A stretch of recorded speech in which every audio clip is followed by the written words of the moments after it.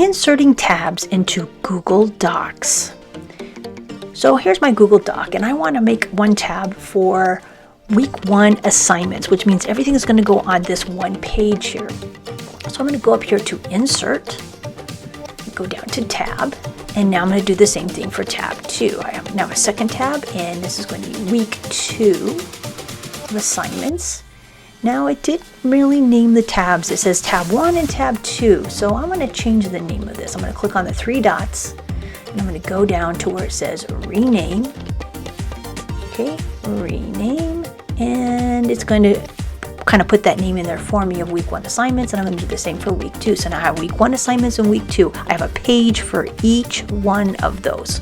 I can go on and on and on and on. Now, what if I don't want that anymore? If I want to erase it, I click the 3 dots and I hit the delete button and they will go away. But there's another way we can add these tabs. So I'm going to go ahead and put week 1 assignments, and look at this little button right here. I'm just going to add 1 tab. I'm going to click the plus sign for a second tab, and I will rename this tab after I'm writing week 2 assignments. Okay. Click on the 3 dots and rename it. There we go. Awesome piece of cake. Gonna keep me very organized. Thanks for watching, and if you hit that subscribe button, you'll get more videos about Google.